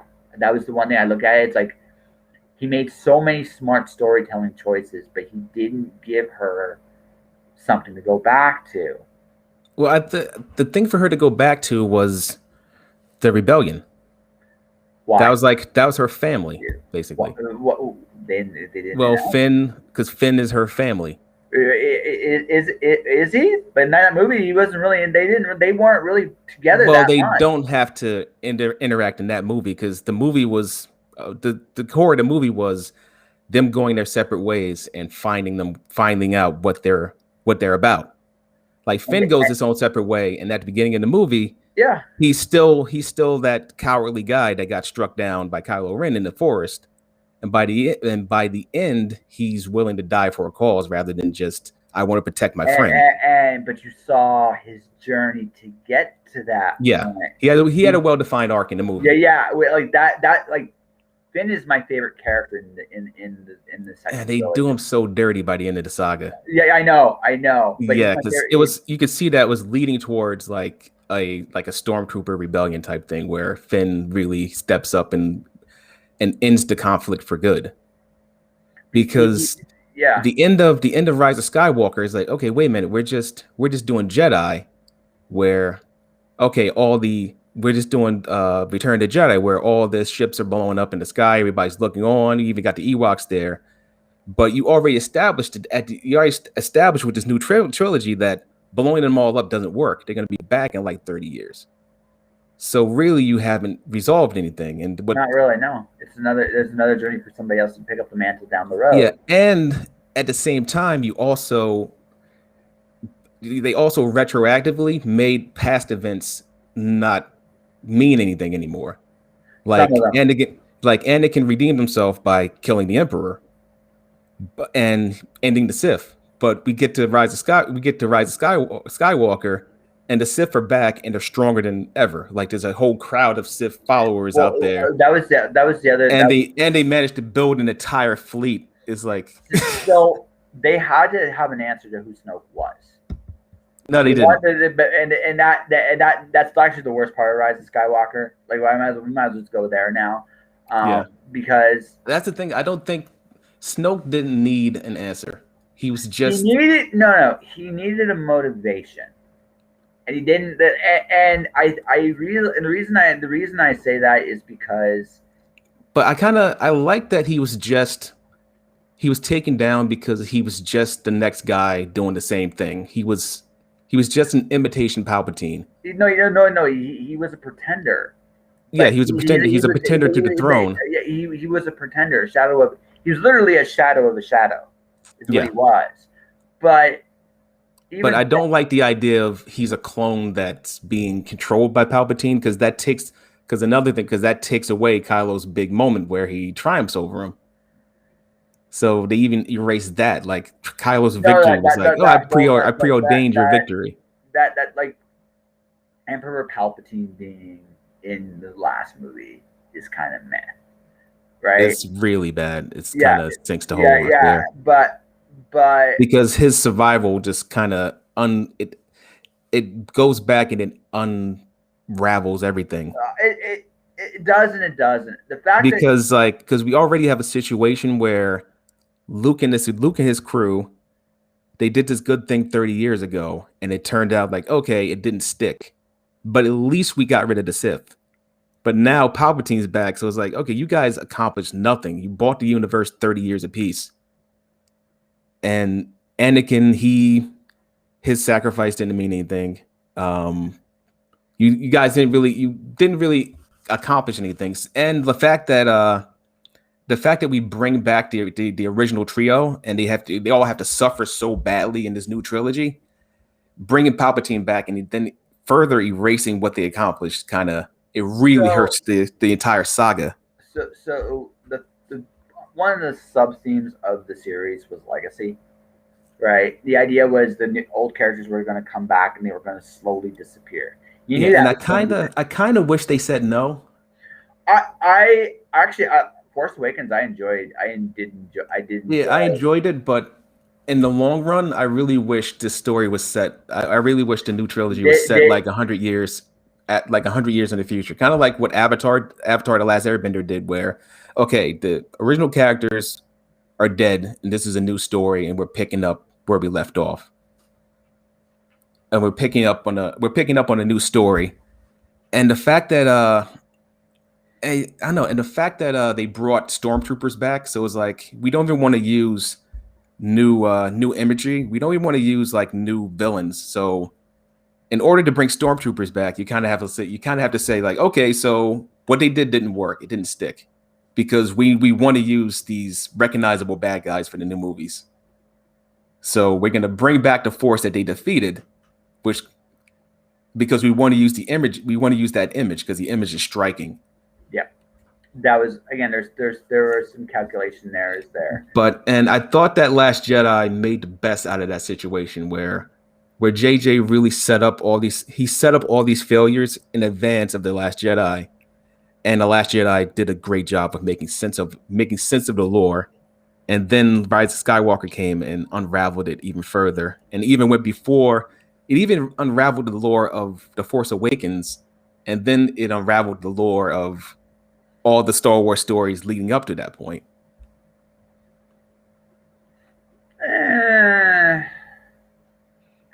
So what I liked about Rise of Skywalker, I actually okay, go ahead. Sorry. No, it's okay. Listen, this is passion, but like, look, I gave you my criticism of Last Jedi. Yeah. Right. You know what? They were very fair criticisms because because being a fan of that movie, you hear a lot of crap, but your criticisms were really fair, and it's something to chew on. It's something to think about. It's not just I hate it because Luke threw the lightsaber away, which is what you get a lot of times. No. I look at it from just the point of like telling the story what would have been for the best. Yeah, and that's an interesting point to make, and I got to figure out a way to. I got to figure out a way to make her storyline make sense now. Yeah, because here's the thing. Okay, this is what the new trilogy had over the prequels. All the characters are likable. The characters you're supposed to like, you like. The characters Yeah. you're supposed to hate, you hate. They do a really good job. They run it like that was the biggest mistake of the first prequel trilogy. And None of those the characters are prequel likable. trilogy was so it was alien. Everyone like no one acted like a person.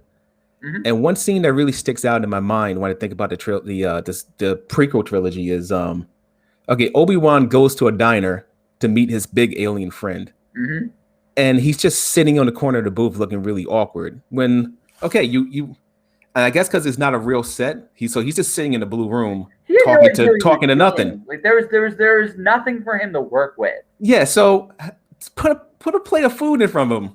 So it would be such a more it would have been such a more interesting scene if he's just sitting there eating some food while he's talking to this weird alien. Like that's a very relatable thing. We all eat. We relate to people doing simple things. Why not just set some food in front of them so the scene feels more organic? There's a thing online called Henry Plinkett's Star Wars, and he reviews all. Oh yeah, I've seen those before. Yeah, he's dead right. Like he is completely dead right on why these movies, like for all his theatrics, especially when you got to like the last one, because you knew when you got to the last one, it was like he was done. Like you could tell he was done, and he was like, I said I'd do this, and I'm doing it, but oh my god, this is terrible. And he's right, and his reasons are dead accurate. When you're rooting for the Emperor and you're actually legitimately rooting for him because he's the only interesting person there. Yeah. He's the only person that's passionate about what he's doing. Yeah, that's it. That is why you're rooting for him. You're not doing it for any other reason. Yeah, he's the only guy who's having a good time. Yeah, that was, you know what? I was like, you know what? He was being so over the top with his evil. You could not help but have a little chuckle at him. And he had nobody to play off of. Nope. I mean, so, like, why? Like I wasn't going to like anybody else not because anybody else couldn't have matched him. It was possible, but they didn't do it. Nope. And that's what kills me, right? So that's why that trilogy is just like there are moments in it I like. Like again, I love the pod race. I think the pod race could have been a movie by itself if it was done right, right? But I like that. I'm one of the few people when it comes to Phantom Menace that I like the weird, overly complicated space politics they were all doing. I actually like that goofy storyline, and then the Jedi Council. I like that stuff. What really pissed me off about the prequel trilogy was like I never minded Jar Jar. He felt like he fit there. Like you got this little universe. It makes sense. It makes sense for Jar Jar to be there, being goofy. What I didn't like was the spaceship gets shot by a laser. They send the droids out to fix it. R2-D2's there. He comes back in, and everybody crowds around him like, "What's the droid's name?" R2-D2, and they all sit there and clap. And it's like that kind of fan service is where it's like, just let R2-D2 show up in A New Hope. Like, let Luke have something. Because now, wait a minute, your dad had the exact same relationship with this robot that you had. So you have his lightsaber and his robot, and your mom had. And he built the other robot, and your mom used to hang out with. I actually thought it was cool that Anakin actually built. That was another point where I was like, "What are we doing here?" Well, like everything doesn't have to connect. No, it doesn't all have to connect. But here's the thing, right? I thought that was cool. That added a little. That could have been a good character part for Anakin, actually. He built his own. He created like his own friend. That's an interesting look into his character, actually. Or it could have been. Yeah, or just have him build a random robot. You could. Yeah, he go to his house and he's handing out. I Go to his house and he's hanging out with a random robot that he built himself because he's lonely. but That's but an interesting. That's yeah, an interesting thought. yeah, no, like there was something to play with there, Yeah, right? I actually liked, and actually I didn't mind even. You could have had C3PO show up in that capacity, and it would have been a very different relationship, right? Then because it was a different that bot did have a different relationship with Anakin than he did with Luke, you're right, because he was made by Anakin. That is different. That is a significant difference. So, but that all said, yeah, I can't watch Attack of the Clones. I can't do it. You can't. I can watch a few scenes from it. Like I like the Jango Fett Obi-Wan fight.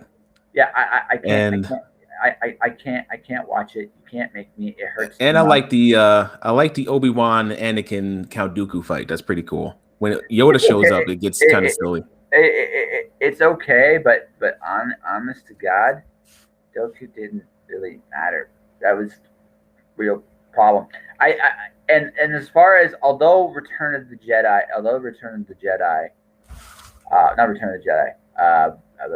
Revenge of the Sith. I will watch. I can watch that movie. I can do it.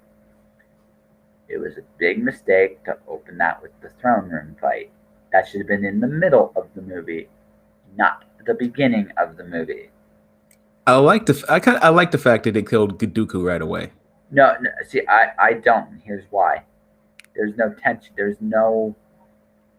He was Darth Vader from that point on. He literally decapitated a man. Yeah. In a fight, savagely, when he knew he shouldn't, right? Because he was told to. He was Darth Vader from that point on. And right? The thing I really hate about I enjoy Revenge of the Sith, but I don't like the fact that Anakin doesn't have any agency in his transformation into Vader. It's just the fact that the ultimate point was, oh, he got tricked into being Vader. It's like, oh man, that really diminishes the character. See, it's like you get tricked into killing another Jedi, and it's like, now go into this room and kill these kids because you made one mistake. So, see, this is where I go from. That's why the throne should have been in the middle of the movie, not the beginning, because that was a choice. That was one of the choices he made in the entire movie. You could have had the temptation at the very beginning. You could have rescued the Emperor without killing Dooku at that moment in time. Right? You said Goku? Or Goku. Yes, I did. The first time I was like, all right, you just made a mistake. Yeah. Count Goku, he flies in on a cloud. Yeah, that'd be amazing. I would pop for that. But Christopher Lee on a Goku cloud? Yeah, that'd be awesome. Yeah, that'd be amazing. But Count Dooku. God rest his soul. Yeah. They could have gotten away from him. He didn't need General Grievous. He could have still had Grievous in the movie if he had wanted to. But you didn't really need him, right? You could have had Obi-Wan fight Dooku by himself and win if you really want to. Or if Anakin's the one to kill him, right? Do it after the Emperor tempts him with immortality. Much more interesting. There is actual tension there. There's a way out for Anakin. Would have been better. The fact that they did it at the beginning of the movie, I thought I watched that. I was like, that makes no sense.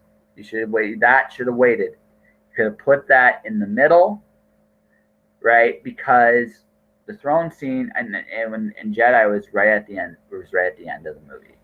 Really, the turn should have started in the second movie.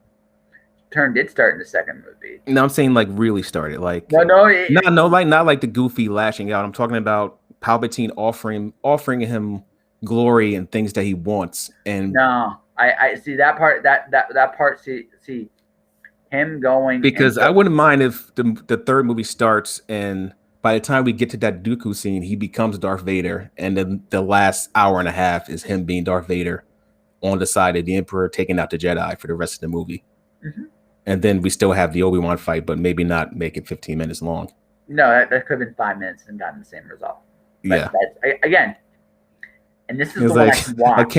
I can't take my friend's life. I'll let him sit there and burn to death on the beach. Eh, Yeah, that but was rough. well, yeah, it would have been kinder to kill him there than what he went through Yeah, it would afterwards. have been more That's merciful to take yeah, him out. He's just yeah, laying there burning to death. yeah. But all that to say, like, and that's the watchable one of the trilogy for me. That's the one that's watchable. And look at Yeah. all my criticisms. I like Skywalker. Like the thing I liked about Rise of Skywalker, the thing I really did like about it was it gave Rey a sense of purpose. That was the one thing the movie did give her. Making her like descended from Palpatine is actually interesting. It's a great. No, I didn't really. Here's why. Here's why. Because now you've inverted it. Usually the story is about a Skywalker going bad. I would Kylo Ren, say the Palpatine twist isn't interesting because the Vader twist in Empire was interesting because Luke had a relationship with Vader. He was his antagonist the whole time. Vader had hurt him. He was a part of his life. yeah, When she gets to Palpatine information, Palpatine means nothing to her. She never met him. She doesn't. She's heard his name a few that, times. that, He's that, just the bad. He's just the nebulous bad guy. but again, this is where Last Jedi could have fixed that a little bit. But the idea is sound. And the reason why I say the idea is sound, it's an inversion of what has happened before. Skywalker always goes bad. Yeah. She's a good Palpatine. It's almost like a redemption for the line, which I think is actually interesting. What I really wanted out of that third movie was seeing Supreme Leader Kylo, like really, yeah. because the thing they did they brought Palpatine back because they didn't have anything creative to do with Kylo. They didn't know how to pursue that storyline. Like so you bring Palpatine back, so you immediately put him back into Vader's role as being the muscle rather than explore what he's like as the leader, which was the promise we got from the movie before it is, okay, now we have an unstable person in charge of this powerful military force. What's that going to look like? Instead, we like, oh no, in the first 5 minutes in the movie, we're putting him back on a leash. We're giving him a new master so we can do Return of the Jedi like we want to do, rather than explore what this new universe looks like with this new kind of emperor who's, even if he's not as competent as Palpatine, it's interesting. It's still interesting to see him fail at being a leader, rather than bringing back something that you think worked before. If the goal was his reformation, you had to put a leash on him. Not really. You know what? But I would have been fine. Like going into the movie, I would have been fine if he went out the villain. No, I would have been fine either way. It really depended on what your goal was. If your goal was to make him the hero, with some possible like redemption arc in him, right? You couldn't make him the king. There was no coming back from him if he'd become emperor. There's no way. You had to kill him. There was no ifs, ands, or buts about it. But if you wanted to reform him somehow, some way, yeah, you had to put a leash on him, some kind. But at the same time, it's like, hey, we want to reform him. 30 minutes into the movie, hey, remember that alien that gave us that long cord with the information? Yeah, here's his head on the table that Kylo just cut off. Blue blood everywhere. It's like, okay, so you can't have it both ways. You can't. Oh, again. And that's something that Star Wars does a lot where, especially this new generation of Star Wars, where they line up all these deaths as character showcases. Is like, look how cool the Mandalorian and Boba Fett are. They kill like 30 stormtroopers in a row. Where it's kind of like, well, our good guys can't have that high of a death, especially since, at the end of the day, these are kid stories. So we're racking up these high body counts.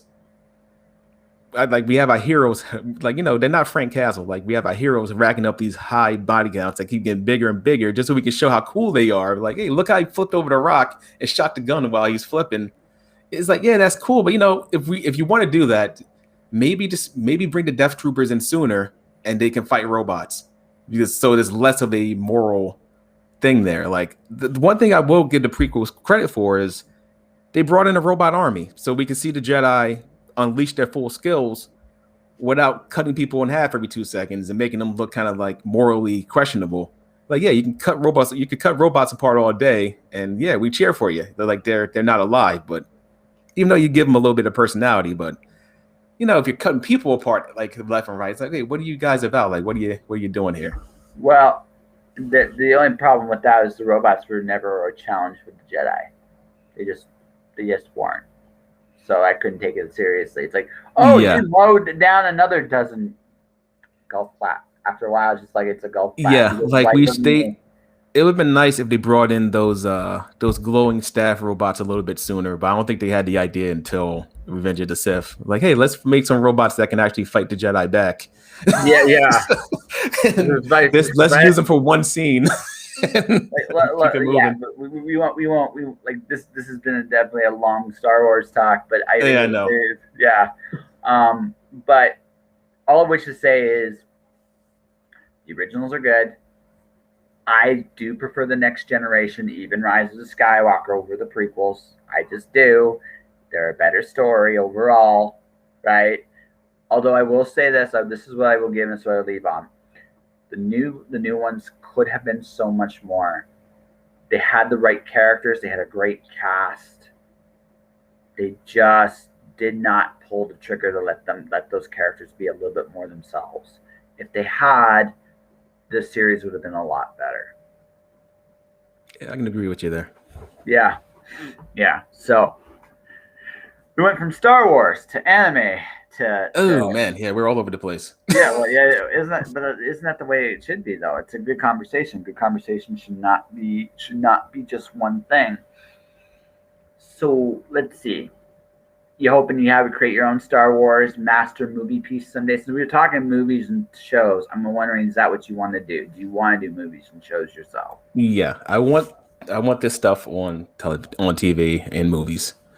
And basically my books are all written like as basically each book is a movie. It's a different part of it. It's a 9-part saga that it all fits together, but each book is in its own individual story with a story arc and with his own set of action, and they all combine together at the end. That's cool. So, have you gone behind the camera yet? No, not yet. So, would you like a teensy tiny little bit of advice about getting behind the camera? All right. Do an underground film festival. Do something that's like a 10-minute movie. Get yourself, find yourself. I'm sure you know people that want to act. They don't have to be good. That's the thing about underground film festival. They don't have to be good movies. They can be terrible. In fact, go in there. It's like, this is going to be the greatest, terrible spaghetti monster movie ever. Right? Whatever it might be. But give yourself a day or two to actually do stuff with the camera. If you have some great actors and actresses in this movie, learn from them, because think of it as a rehearsal for what you really want to do, right? Go out there, and the cool thing about a 10-minute movie, depending on how you budget your beer and pizza, it's going to cost you about $200 to make, which is not very much. And even if it just displays on YouTube, it's a 10-minute film with your name, Thomas K. Davis production.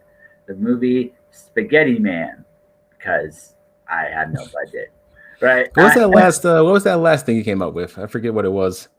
Penguin Zombie Apocalypse. Okay, yeah, that was you brought that back quick.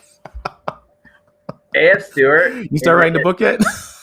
Actually, I inspired someone to come up with their own story. It's hilarious. I actually saw it on Twitter. It was like, he inspired me. It's like, yes, I win.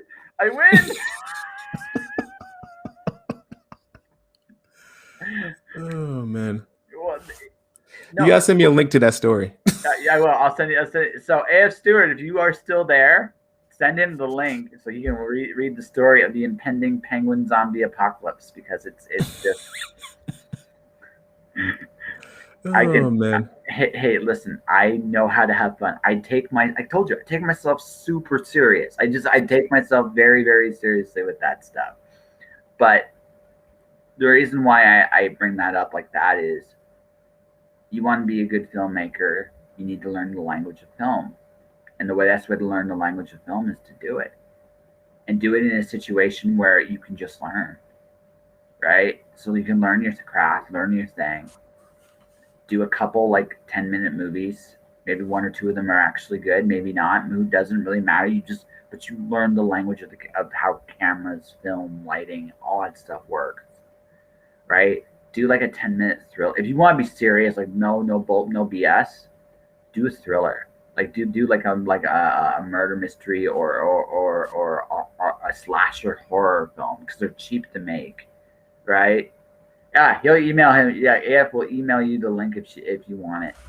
Very cool. Yes, but I bring that up. I bring it up like this because you can learn, and that's what it's about. You can learn, and you'll learn what you like to do, what you don't like to do, and you'll learn how to collaborate with people, so that when one day Warner Brothers comes up to you and goes, "Hey, we want to take your stuff and make television shows. You can put I want to direct some episodes in my contract," which is like that's just cool, right? But number two, you can contribute to the process even better because the more you learn of another art form, the better it is you'll be able to translate it into the one you chose. All right. Very cool. Yeah, and good luck, man. I mean, that sounds really cool. Oh, thanks. I want see. My dream is video games. I want to be in video games because to me, movies are nice. Television is 50-50 for me. I love the appeal of the genre. I'm just terrified what studios will do with my stuff. Yeah. There, This there's is the result of video games. I've been going way too hard lately. okay, fair enough, fair enough, fair enough. What's your game of choice? Because I'll tell you my favorite stuff. Right now, I've been playing a lot of Genshin Impact. It's like this free to play anime game, like an Okay, anime MMO RPG. Just been go dumping hours into that thing. okay. So right now, sorry, I'm getting sleepy. Right now, I'm doing Final Fantasy 13 as they're replaying it. The next game is Tales of Berseria. I love the Tales games. The Tales games are my like drug of choice because I get the best of both worlds. I get a fighting game and an RPG in one, and my characters do insane skits. I win no matter what. When you literally have one of the main characters in one of the movies, one of the video games, is literally because he finds his action figures are like ones he had when he was a kid. He actually there's a scene of him just playing with those action figures to the camera. You know there's something really fun about this series. In fact, that same character, when you go the wrong way in that game, I actually went the wrong way. There's a script that came out of nowhere that told me I was going the wrong way. Like, They want you to see that scene. yeah, no, it's just like it's like one of the coolest Easter eggs ever. Like sometimes you go to a different location in the locale and you see this skit appear, and you just click the button and you watch it. But they all reveal really cool things about the characters. Sometimes they add to the story, the main story, but more often than not, they're like these little side things. Well, you get the like again. Characters are why we tell stories.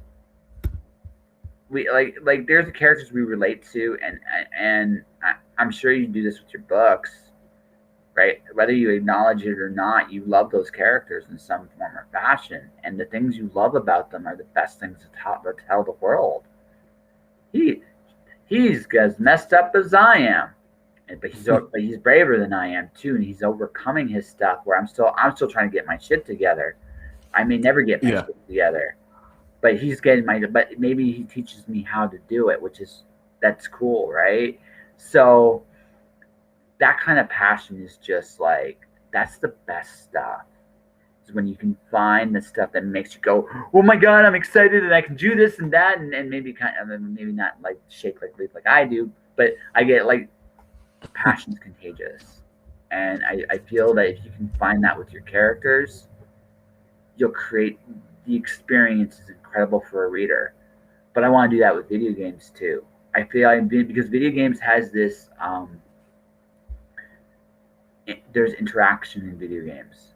Like that's the cool thing about video game. Like it's not just telling you the stories playing out exactly as masterfully scripted. You're playing the game, like Grand Theft Auto San Andreas. The best thing about that game is you don't have to play it. You can literally start stealing cars and mauling and being just a hoodlum on your own. You don't need to do anything. In fact, there are ways to sneak into the other cities, regardless of where you're at in the game. The fact that you can steal a train and end up in the other city you're not supposed to be in. So, can I actually steal the train? Oh my God, I can steal the train. That's amazing. Let's see how far it'll let me go. Why is my stars at 6 stars? And why are they all coming at me with tanks and guns? I shouldn't be here right now. And where did the cops get tanks and guns? Where did they get tanks? They're supposed to have guns. Yeah. Hey, listen, man. You know, no joke. Some of the city cops' budgets are insane in terms of stuff like that. It's just like, why do you have this stuff? Like, really, what are you gonna do with it? I mean, half the guys, if they have this weapons, it's a 50-50 chance I'll get shot. There's also a 50-50 chance they'll get shot. Like this shouldn't be out on the street for their sake, let alone mine, right? But here we are. Yep. Here we are. Yeah. But it's one of those things like about San Andreas is you can actually like play without playing. And that's the best thing about video games is like you have this like the gaming experience even trumps story. It's about what the player wants. So your job is can I make it fun enough for the player to go all the way in? Come on, like join me. We'll become one together or something like that. Or but that's it's little things with video games. Like I was trying to get into Cyberpunk 2077. And the aesthetic's really cool. They finally got a lot of the bugs out of it. But when you pull your gun out and you pull the trigger, it doesn't feel good. It feels really weak. And then they have this crafting system and this tree branching, this skill system that's just not interesting. So this is Jag Trust. Jag Trust is a beta reader, editor, gamer, streamer, all around amazing human being. Right. And they, as you see, my guy come at me. Right. She's a sweetheart. Was it up? But see, you see the comments? No, I don't have them open. Oh. And gamer viewer too. See? Okay. But yeah. So she applauds your choice in video games. I have not played Cyberpunk yet, and for me it's gonna be Tales of Berseria. I enjoy that. I like beating people up with swords and knives and magic. Yeah, Cyberpunk is I mean, not quite my style. The closest I come to that's Devil May Cry. I'm a big Ninja Theory. Oh, I'm sure it is. I only have so much time for video games, Jag. I actually have to create stuff for a living. Say it's Christmas, yeah. Wait, you played Cyberpunk at Christmas when it wasn't working? Let me leave him alone. Let me close the chat. Wow. Oh, that game was completely broken at Christmas. You're a braver person than I am. I waited till they took the bugs out before I played. PC Master Race. It's hilarious. He must have like a NASA computer to get that thing over. Jag's a she, man. Jag is cool. No. But much respect. Yes. Oh, shots fired. She might come after you, man. She might just come after you. Oh man. But you might have made a fan too. I mean, now you got someone you can talk about the amazement / terribleness of Cyberpunk. See, love heart emoji, right? Well, I will admit the story was good. The story started off pretty good. Yeah.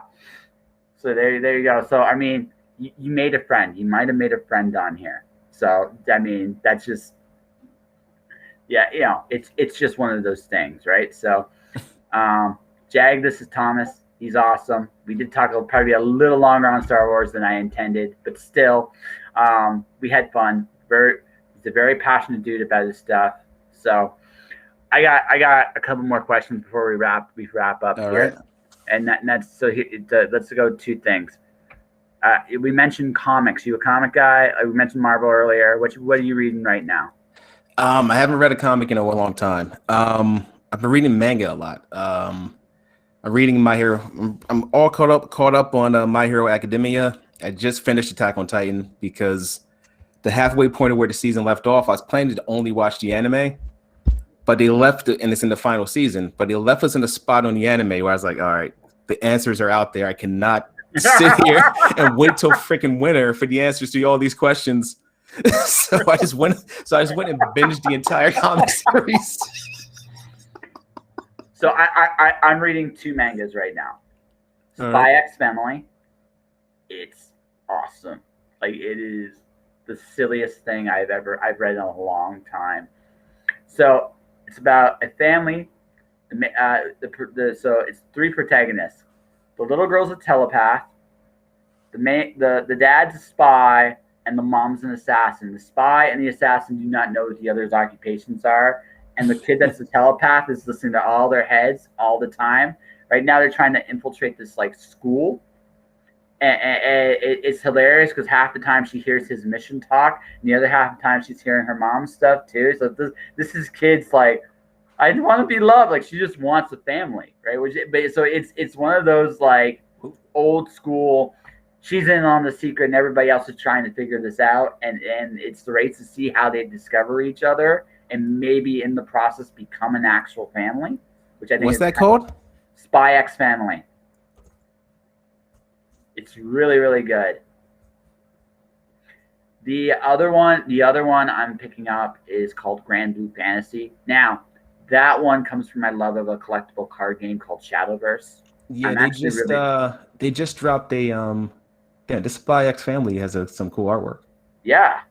They just dropped a fighting game for Grand Blue Fantasy. That's pretty cool. Yeah, no, Grand Blue's got a really cool art style, but for me, I got introduced to Grand Blue when I was playing Shadowverse because a lot of the characters are cards in the game, right? So I'm like, okay, I gotta read this.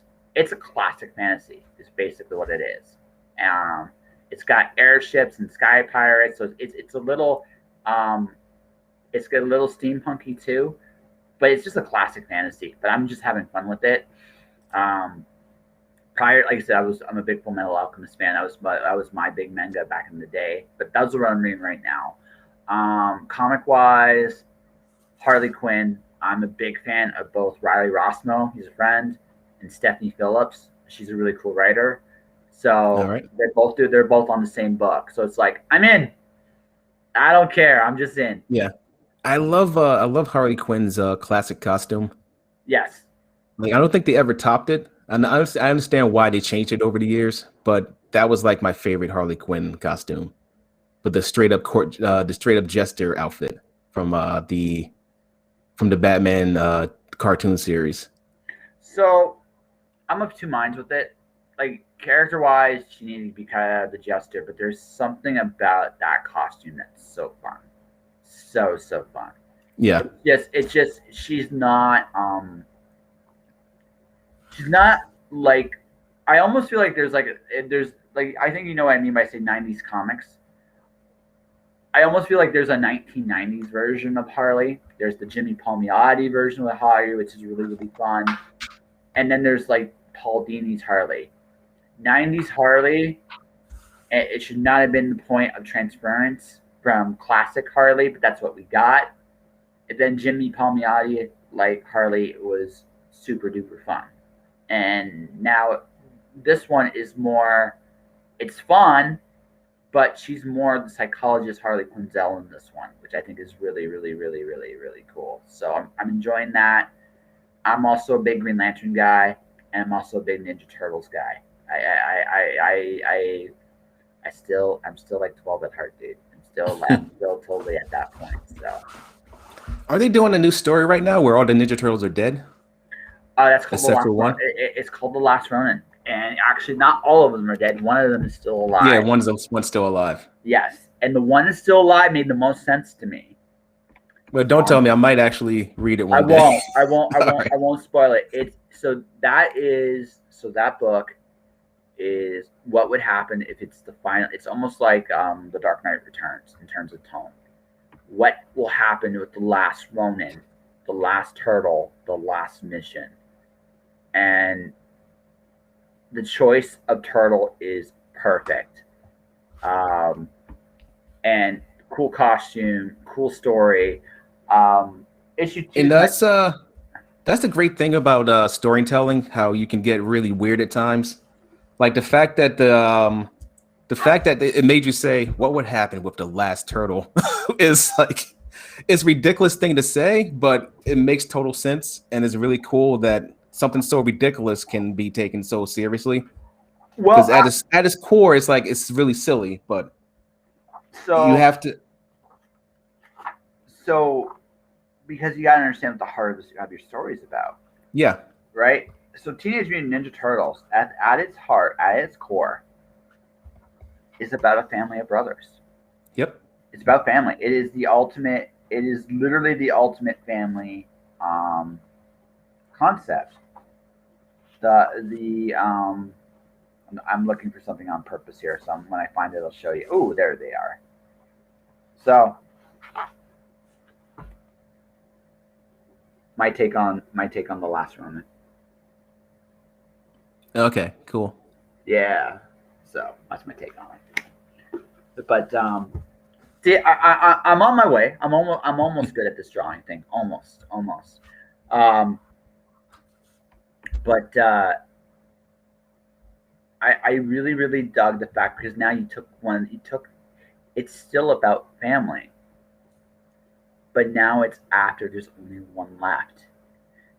So it's a really interesting look at what that might look like, right? In a world that doesn't quite exist, but still is a lot of fun. It is Last Ronin's a great book. Like I cannot recommend it enough. If you're a Turtles fan, it is a really cool look into the head of one. Like again, I'm not going to name the turtle, but it's a great look into his head, and it makes sense that of all the turtles, that would be the one to go with because it's the most interesting story of the four. I think you can tell. So it's been my favorite book of the last year. I'm waiting until all of it comes out before I review it all. So I got 3 more issues before it's all done. So it's really good, and it's quarterly. I sincerely wish you the best of luck finding the first issue in the first printing. I don't think you'll be able to do that. But if Wait a you minute. can, It's quarterly, so it doesn't come out every month. no, it's just every 3 months. Trust me, it's every 3 months. Oh man, that's rough. I don't miss No, that about collecting you comics. know what? I'm going to tell you this right now. You'll get your money's worth. Like I'm going to tell you Yeah. that straight up. It's really good, but you're going to have a hell of a time. Like I was smart and I ordered Last Ronin as it was on my pull list, so I got it first printing. You might not be so lucky, but you can get the story. You can find like a director's cut of I think of issue 1, and More like a trade paperback when it finally drops. that'll probably be the end of the year. Yeah. That'll probably be Because that's the thing with comics. Like with manga, you're getting a continuation every week, but with comics, you gotta wait a whole month. So a storyline can take a whole year to reach its conclusion, if you're lucky. Like if it's a 16-parter, you got like a year and a half of waiting for each part of the story. It depends on how good it is, man. Like Yeah. my favorite comic, like in terms of ongoing series, probably for the last 6-7 years, was Sega. Brian K. Vaughan, Fiona Staples. I didn't care. It was that good. I just didn't care. And the other one, the last Marvel book I liked that was really good was Immortal Hulk.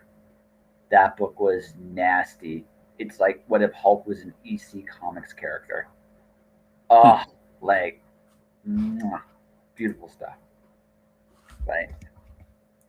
So on that note, although you're doing movies, why books? You want to do movies, but why books? Because I don't have the budget to make a movie. Okay. So I wrote my movie out. And Okay.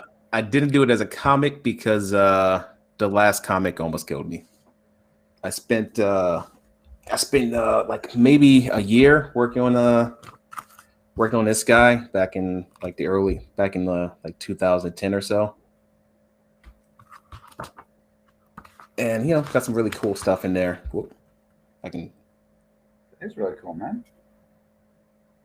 Yeah, all original artwork. Yeah, so so went with the books, and because I didn't. Another reason I didn't draw it because I suck at drawing spaceships, and like like all this swords and fantasy. Yeah, I can draw this all day, but spaceships, like space colonies with cities lining the outside of this shell. Like, oh my god, I can't draw that stuff. I love your honesty. That made my day, man. That made my day. Hey, Lisa, why are you doing it? I suck at spaceships. I suck at spaceships. If I have to draw a spaceship, we'll be here all day. Like, if somebody say we're gonna shoot your mom, if you don't draw a spaceship, she's dead. I'm like, oh, sorry, mom. I love you. Mom, I love you. It's gonna look like a square with fucking cylinders on it. We're giggling like idiots. Oh my god. Oh man, yes, that's my. Okay, so straight up, I'm saying this now. See, you talk about okay. I will. Let's make a deal. Okay, right. Let's make a deal. I will write the Penguin Zombie Apocalypse. AF, I'm gonna write my own version of it. I'll let you have credit for it. I'm gonna say it blatantly in my bio that I stole it from you. Okay, I'm gonna just do that blatantly. But I'll write the Penguin Zombie Apocalypse story, at least a piece of it. In return, you have to write, I suck at drawing spaceships. And your character has to go on a quest to try to draw a quest to learn how to draw spaceships? Yeah. A short story about not being able to draw spaceships. Yeah, it's right. And then put a situation where it's life or death. It's like literally life or I love you, Mom. We're gonna throw you off this bridge. Hand you a piece of paper. I'm gonna throw you off this fucking bridge. I'll let you draw me a spaceship. The paper's all wet. The sweat's dripping down. I think we're friends now. I think we're friends. Oh man, we're gonna have ridiculous conversations like this, yeah. We're friends. Oh fuck. Well, my friend. I hate to say this, but I think we have to go. I have to go anyway, which is sad.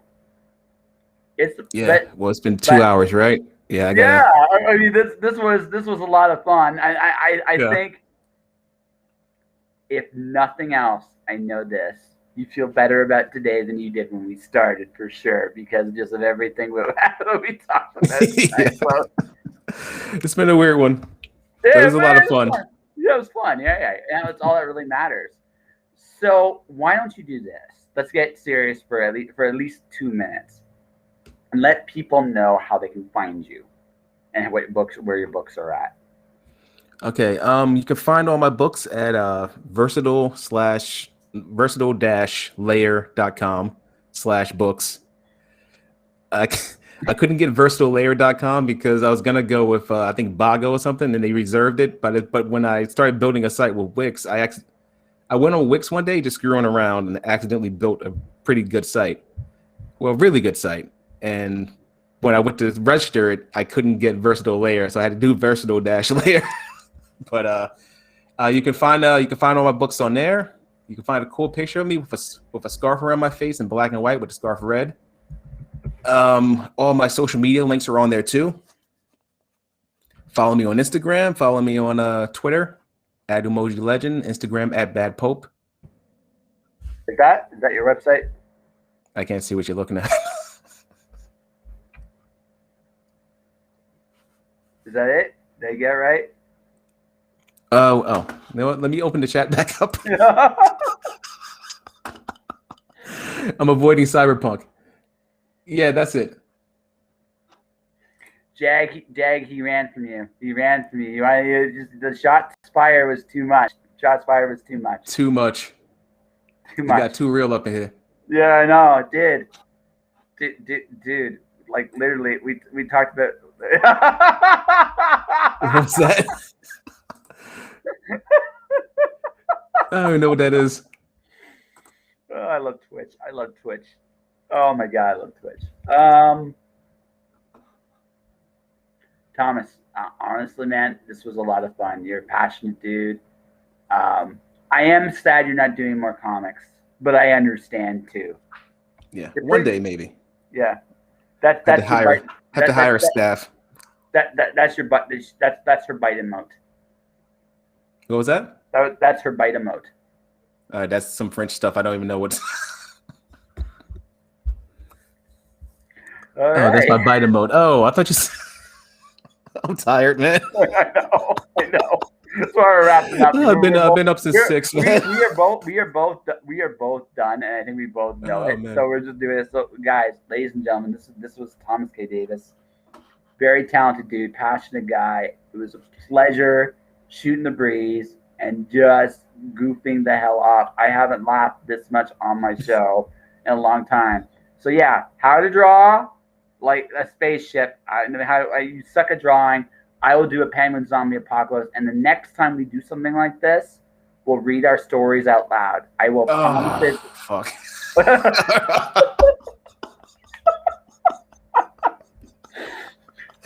Are you really trying to embarrass me? I'm not trying to embarrass you. I'll go first. I have no fear. Man, I have no fear. You gotta stand in front of the class with your book report. Ladies and gentlemen, this is my book. It's the Penguin Zombie Apocalypse. And the penguin walks slowly from the ice. Right? You gotta do it in a Morgan Freeman voice. Yeah.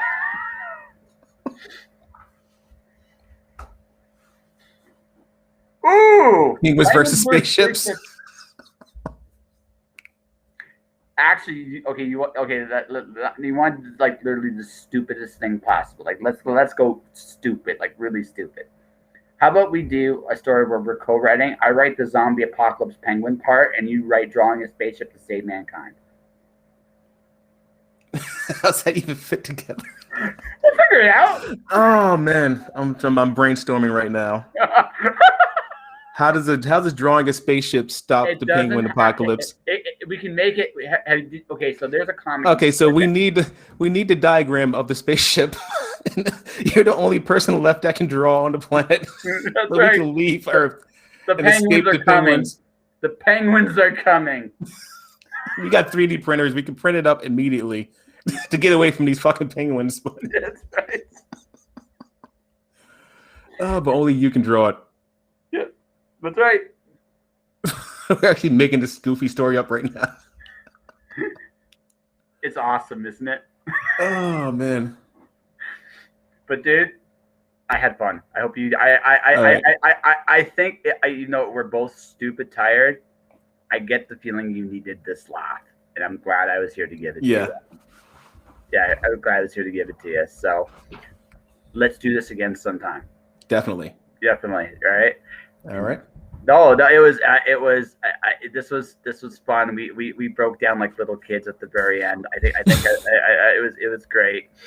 And now I got a penguins zombie apocalypse story involving. Yeah, you're so tired you can barely say it now. Yeah, exactly. Exactly.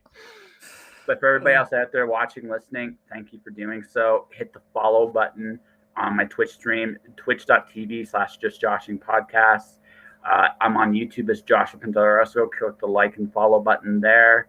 Stay inspired. Keep shining in the dark. And I'll see you guys soon. I got to figure out who I'm doing for a drink and draw at some point. So we'll figure that out. I'll figure that out and I'll let you guys know. But until then, peace. Peace out. 1